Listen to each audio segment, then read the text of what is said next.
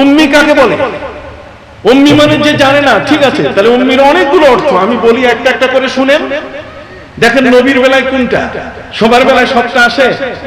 Member সাহেব আসতেছেন, আপনি স্লোগান দিয়েছেন মেম্বার সাহেবের শুভাগমন, শুভাগমন শব্দটা এটা মহামান্য রাষ্ট্রপতির বেলায়,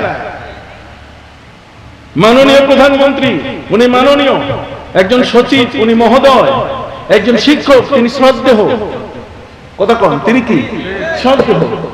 অতএব শব্দগুলো ব্যবহার করার জায়গা জানতে হবে, তো কোন শব্দ কোথায়, এই শব্দগুলোর প্রয়োগ জানতে হবে কিনা। প্রয়োগ না জেনে আপনি আকস্মিক ভাবে এমন একটা শব্দ বলছেন যে শব্দটাকে আপনি জায়গা বেজায়গায় আপনি নিচ্ছেন। আসেন দেখি উম্মি কাকে বলে। উম্মি হচ্ছে যে বাচ্চাটা, যে শিশুটা মায়ের পেটে, যার বাবা মারা, মায়ের পেটে থাকা অবস্থায় যার বাবা মারা যায়, এই ছেলেটা জন্ম নিয়ে পায় তার মাকে, উম্মুন মানে মা।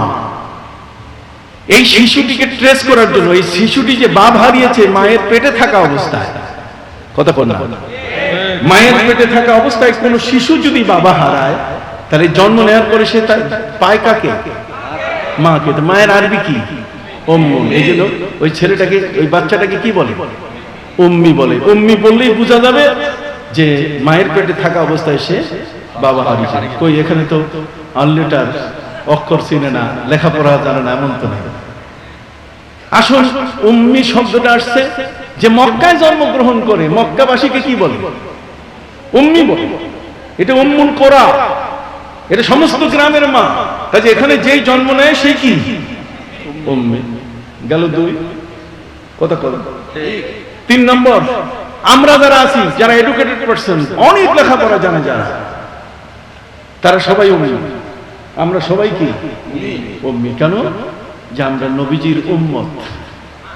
যারা উম্মত তারা সবাই উম্মি। আল্লাহ বলেন وَكَذَلِكَ جَعَلْنَاكُمْ أُمَّةً وَسَطًا। আল্লাহ বলেন তোমাদেরকে আমি মধ্যমপন্থী উম্মত বানিয়েছি, একেবারে বাড়াবাড়িও না আর একেবারে সারাসারিও না। কত কোন না, তোমরা বাড়াবাড়িতেও নাই, সারাসারি। সারাসারিতে আছেন হযরত ঈসা নবী। ঈসা নবী খুব সারাসারিতে অগ্রগামী ছিলেন। উনি ওনার ভক্তদেরকে বলছেন, কেউ যদি তোমাকে এক গালে থাপ্পড় দেয়, আরেকটা গা লাগাই দিও। কেউ যদি তোমার গায়ের থেকে জামা চায়, তাহলে গেঞ্জি সহ খুলে দিও। কেউ যদি তোমাকে 1 মাইল হাঁটায়, তাহলে তার সাথে 3 মাইল হাঁটিও। তাহলে এটা সারাসারি। আর আমরা হলেন وَكَذَلِكَ جَعَلْنَاكُمْ أُمَّةً وَسَطًا। আমরা হলাম মধ্যমপন্থী, বাড়াবাড়িতেও নাই আর সারাসারিতেও কি নাই, মাঝখানে, মিডল। আমরা হলাম মিডল, খায়রুল উমুরে আওসাতুহা। মাঝখানের পন্থারে, মধ্যম পন্থাটা এটাই সবচেয়ে ভালো, এটাকে বাইন বলে। সম্মানিত সুধী, وَكَذَلِكَ جَعَلْنَاكُمْ أُمَّةً وَاحِدَةً। কাদের? উম্মাতান ওয়াসাতা। এই উম্মতে ওয়াসাতা, আমরা একটা উম্মত। কুনতুম খায়রা উম্মাতিন উখরিজাত লিন-নাস। কাজে যেহেতু আমরা উম্মাহ, এর থেকে আমরা সবাই কি উম্মি। যত ইমাম আছে সব ইমাম উম্মি। যেহেতু ইমাম আর উম্মুন আর উম্মি, এটার মাদ্দা, মূল অক্ষরের মধ্যে কোনো পার্থক্য নাই। কথা বুঝতে পারছেন? আমার নবী সাল্লাল্লাহু আলাইহি ওয়াসাল্লামের ক্ষেত্রে আপনি কোনটা প্রয়োগ করবেন? আপনার আদব যদি থাকে, আপনার বাপে যদি আদব শিখায়, আপনার মায়ে যদি আদব শিখায়, আপনার শিক্ষক যদি আপনাকে আদব শিখিয়ে থাকেন, আর মুআদ্দাব কোন একটা ওস্তাদের কাছে যদি আপনি পড়ে থাকেন, তাহলে আপনি এগুলোর ইউজ করা জানবেন। এটা কোন জায়গায়? একটা ছুরি, এটা ডাক্তারের কাছে গেলে জান বাঁচে, ডাকাইতের কাছে গেলে জান যায়। ডাকাইতের হাতে যদি ছুরি যায় তাহলে জান থাকে না, সে মেরে ফেলে। আর ডাক্তারের কাছে যদি ছুরি থাকে তাহলে কি জান বাঁচে। একই জিনিস, ছুরি এক জিনিস, কিন্তু ব্যবহারের প্রয়োগ পদ্ধতি জানতে হবে। আমি কি বুঝাতে পারছি? তাহলে যদি আপনি বুঝে থাকেন, তাহলে আমার নবী সাল্লাল্লাহু আলাইহি ওয়াসাল্লামের শানে উম্মি শব্দটা আপনি কোন অর্থে ব্যবহার করবেন? আপনি কি বলবেন যে উনি লেখাপড়া জানেন না? তাহলে কত জায়গায় আঘাত লাগে আপনি জানেন। একটা পুকুরের পাশে বসে একটু নারায়ণ দেখি, তাহলে ঢেউগুলো কত দিকে যায়। আপনি নবীর শানে যদি বলেন নবী লেখাপড়া জানে না, নবী আনলেটা তাহলে কত জায়গায় এটা আঘাত করবে আপনি জানেন? নবী ইন্নামা বুইস্তু মুআল্লিমান, নবী বলছেন আমি শিক্ষক হয়ে প্রেরিত হয়েছি, এইখানে গিয়ে আঘাত করবে কতক্ষণ? ঠিক অনুরূপ ভাবে রব্বানা ওয়াবআস ফীহিম রাসূলাম মিনহুম ইয়াতলু আলাইহিম আয়াতিকা ওয়ায়ুআল্লিমুহুমুল কিতাবা ওয়াল হিকমাতা ওয়ায়ুযাক্কিহিম ইন্নাকা আনতাল আজিজুল হাকীম। আল্লাহ নিজেই বলছেন ইয়াতলু, তিনি তেলাওয়াত করেন, আর ওয়ায়ুআল্লিমুহুমুল কিতাবা, তিনি কিতাব শিক্ষা দেন। কিতাব মানে আল কিতাব কাল খিতাব। খিতাব হচ্ছে খুতবা, আমি ভাষণ দিচ্ছি। একটা লোক যদি সেই ভাষণটা লিখিত দেয় তাহলে এটা হবে কিতাব। এটা কি? কিতাব মানে লেখা, আর খেতাব মানে বলা। খেতাব মানে কি? বলা। তো কাজী আমাদের প্রিয় নবী সাল্লাল্লাহু আলাইহি ওয়াসাল্লামকে আল্লাহ তাআলা যে মহান মর্যাদা তিনি দিয়েছেন, আপনি এই উম্মি শব্দটা ব্যবহার করবেন তার শান নষ্ট হয় এমন কোন শব্দ আল্লাহ যেখানে ঘোষণা করেছেন আন-নাবিয়্যু আওলা বিল মুমিনিনা মিন আনফুসিহিম, ঈমানদার ব্যক্তির কাছে নবী হলেন জীবনের চেয়ে প্রিয়।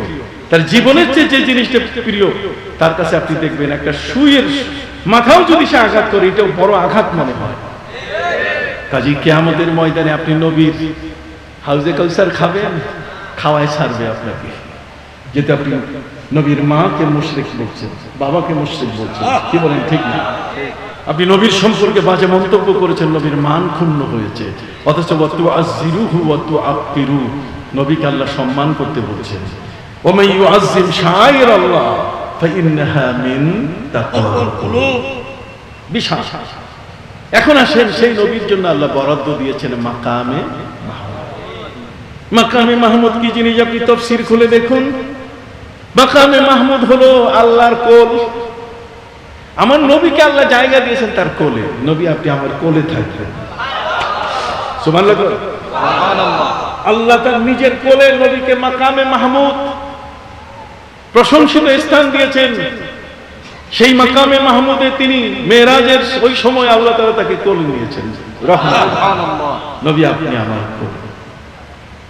এই মর্যাদা কি অন্য কেউ পেয়েছে? না। দিস ইজ এ শানের রিসালাত। এটাই হচ্ছে নবীর মান। এই জন্য তিনি যে কোনোখানে যা বলেন তাই হয়ে যায়। ও পাথরোं के टुकड़ों को कलीमा पढ़ाना, इशारे से सूरज को वापस बुलाना। আবু জাহাল বলছে, মোহাম্মদ বলো তো দেখি হাতের মধ্যে কি আছে? নবী বললেন, চাচা হাতের মধ্যে পাথর। কি পাথর? এখন পাথর। নবীজি বলছে, চাচা খুলেন। কয় লোকজন আসুক, তুমি মিথ্যুক, তুমি মিথ্যা কথা বলছো, আমার হাতে ভিন্ন জিনিস আছে। কয় কি জিনিস? আমার হাতে আছে বড়ই, তুমি বললে পাথর। নবীজি বললেন, খুলে দেখেন, বুকে সাহস থাকলে খুলেন। লোকজন উপস্থিত হলো। আবু জাহেল বলছে, দেখো আমার হাতে বড়ই, আর মোহাম্মদ বলতেছে আমার হাতে কি পাথর। দেখো তো কোনটা হয়। খোলার সাথে সাথে বড়ই নাই, পাথর। বলতে হি कंकरी ला इलाहा बोल उठे, बोलते ही कंकरी ला इलाहा बोल उठे। नूरुन अला नूर, नूरुन अला नूर है। सुबहानाल्लाह। বলার সাথে সাথে পাথর বড়ই নাই, কি হয়ে গেছে?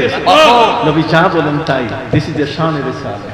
সুবহানাল্লাহ। এটাই হচ্ছে তার রিসালাতের মর্যাদা, তার শান। তিনি কখনো অপমানিত হবেন না। কাল্লা ওয়াল্লাহি মা ইউযিকাল্লাহু আবাদা ইন্নাকা লাতাসিলুর রাহমা ওয়া তাহমিলুল কাল্লা ওয়া তুঈনু আলা নওয়াইবিল হক। নবী সাল্লাল্লাহু আলাইহি ওয়াসাল্লাম যখন হেরা পর্বত থেকে ওহী নিয়ে ঘরে ফিরলেন, তখন ইয়ারজিফু বাওয়াদিরুহু, নবী করিম সাল্লাল্লাহু আলাইহি ওয়াসাল্লাম থরথর করে কাঁপতেছিলেন। তিনি হযরতে মা খাদিজাতুল কুবরাকে বলেন, খাদিজা ফাযাম্মিলুনি ফাদাসসিরুনি, চাদর পরাও, কম্বল পরাও। আল্লাহ বলেন, হে কম্বলওয়ালা নবী, ইয়া আইয়ুহাল মুযাম্মিল, ইয়া আইয়ুহাল মুদাসসির, আপনি উঠেন, ফানজির ওয়া রাব্বাকা ফাকাব্বির ওয়া সিয়াবাকা ফাতাহহির ওয়ারজুজা ফাহজুর ওয়া লা তামনুন তাস্তাকসির। আল্লাহু আকবার, আল্লাহু আকবার। উঠেন নবী।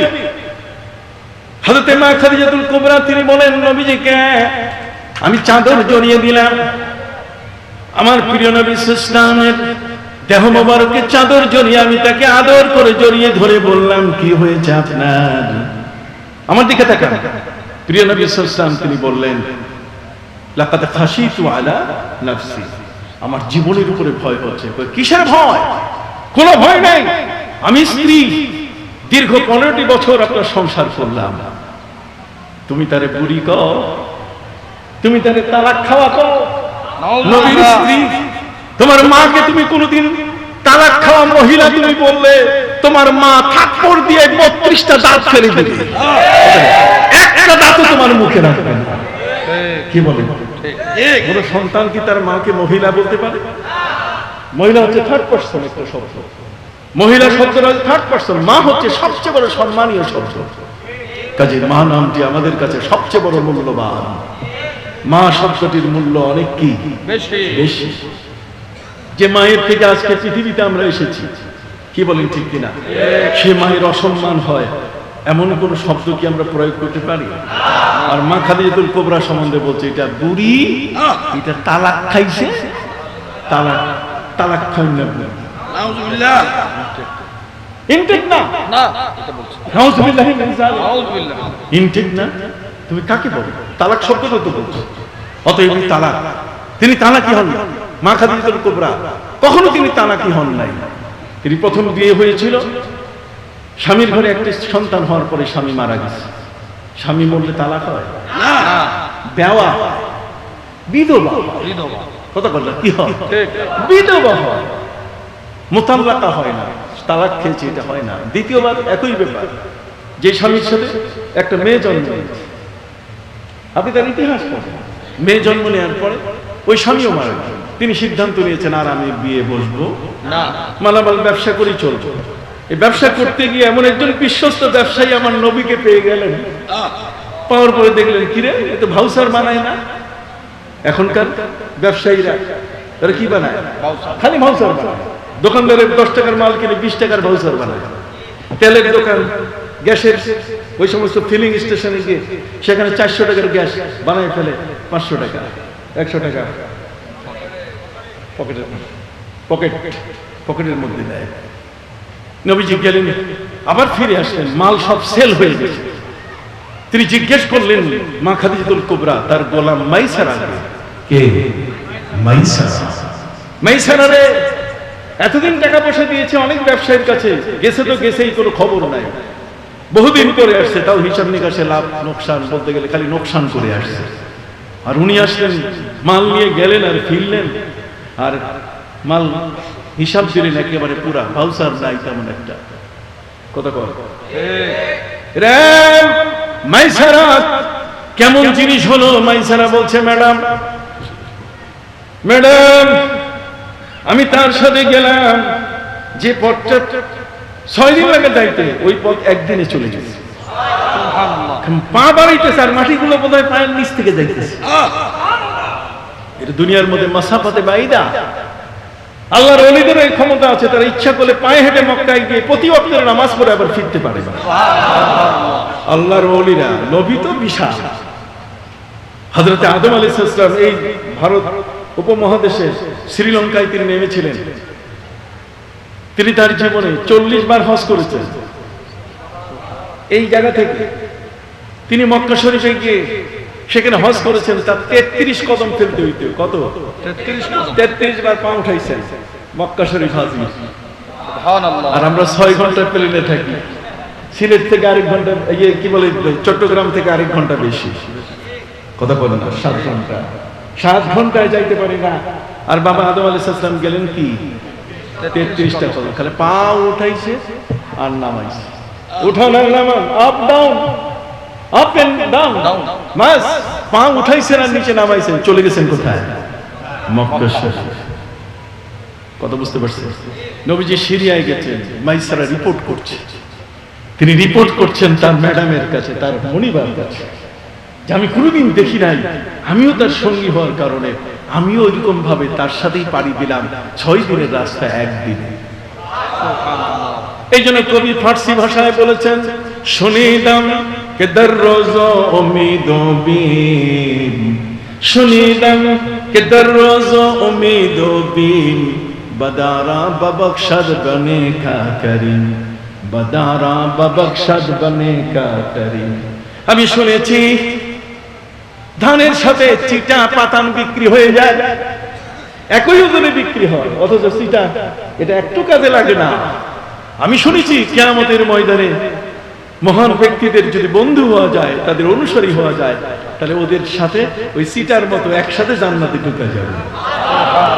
শুনিলাম কে দররোজ বিন বদারা ববখশদ বনে কা করিম। অতএব নেককার ব্যক্তিদের সাথে বদকার বদ যারা করেছে, খারাপ কাজ করেছে, তারাও কি হয়ে যাবে? পাড়ি হয়ে যাবে।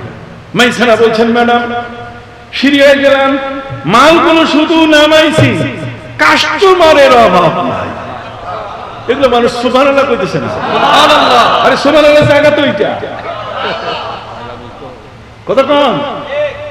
আমারও আরো আসতে হবে এখানে, সভাপতি সাহেব আবারও আসতে হবে এখানে, ঠিক আছে? তবে দিবেন 8টা থেকে 10টা।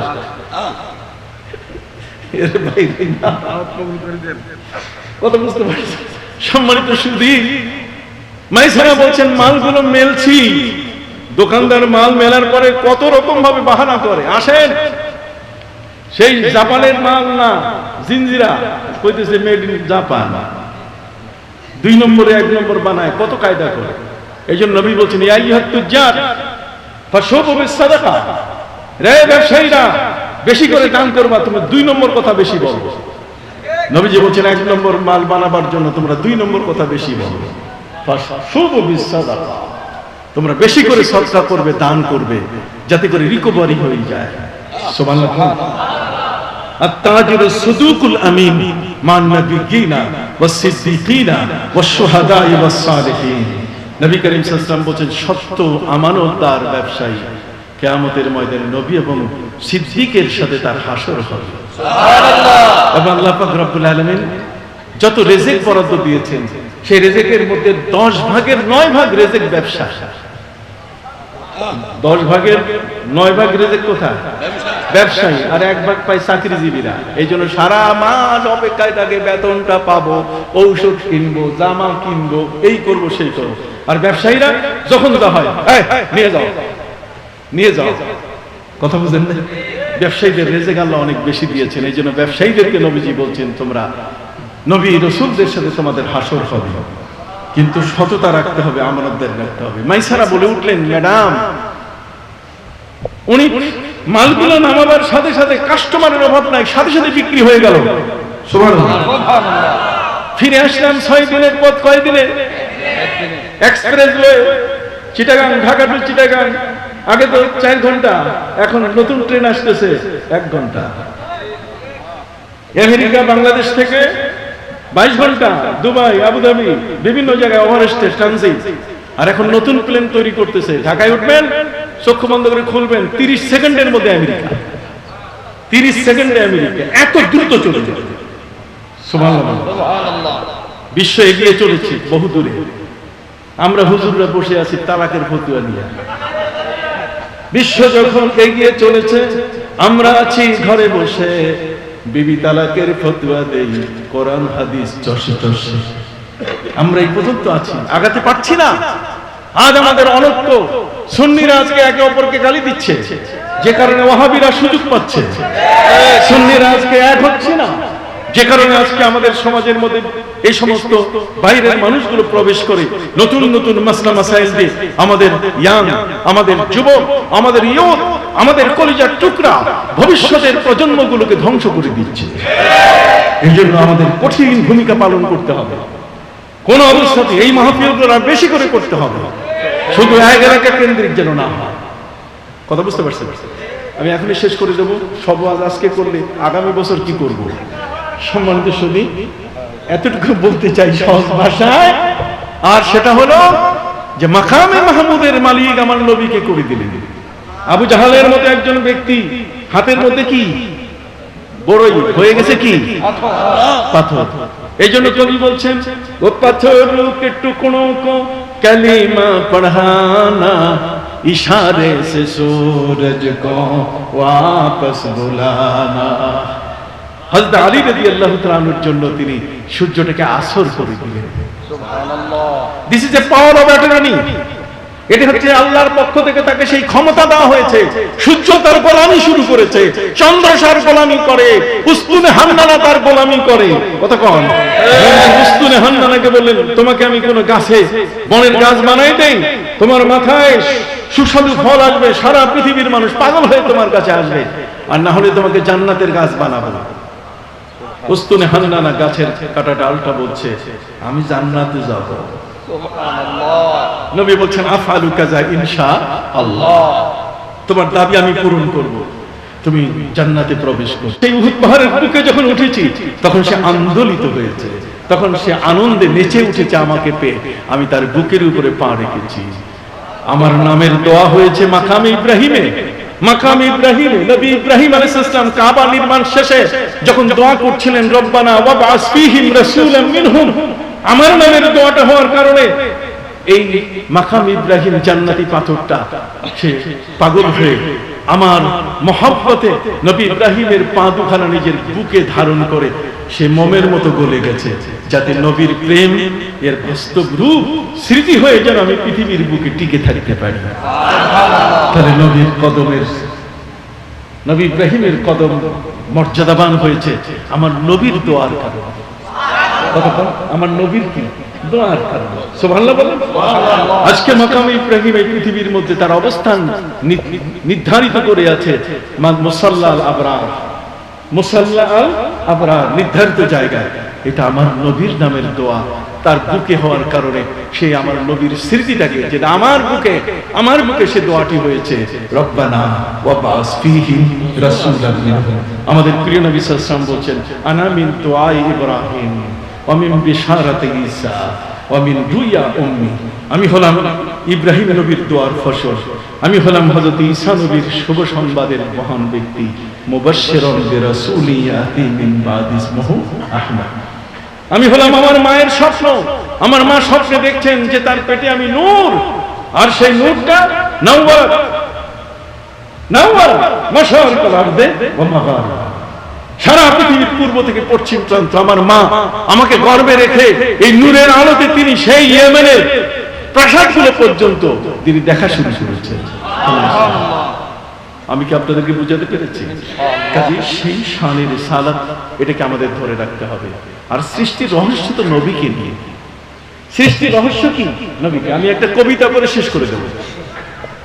সৃষ্টির রহস্য হচ্ছে নিগাহে इश्क मस्ती में, निगाह इश्क मस्ती में, तू ही अव्वल तू ही आखिर, तू ही कुरान तू ही फुरकान, तू ही यासीन तू ही ताहा। আশিকের চোখে সৃষ্টির শুরু আপনি এবং সৃষ্টির শেষ আপনি। সারা দুনিয়ার সমস্ত নবী রাসূল ইন্তেকাল করেছেন, মৃত্যুবরণ করেছেন, তাদের পদবি বাতিল হয়েছে, আর আপনি সৃষ্টির শুরু থেকে রাসূল, আলমে আরওয়াহ থেকে। ওয়াইযা আখাযাল্লাহু মিসাকান নাবিয়্যিনা লামা আতাইতুকুম মিন কিতাবিন ওয়া হিকমা সুম্মা জাআকুম রাসূল, সেখানেও আপনি রাসূল। এই পৃথিবীতে নবীদের যুগে আল্লাযীনা ইয়াত্তাবিউনার রাসূলান নাবিয়্যাল উম্মিয়্যাল্লাযী ইয়াজিদুনাহু মাকতুবান ইনদাহুম ফিত তাওরাতি ওয়াল ইনজিল। তাওরাত ইনজিলে আপনি রাসূল, সেখানেও আপনার নাম আছে।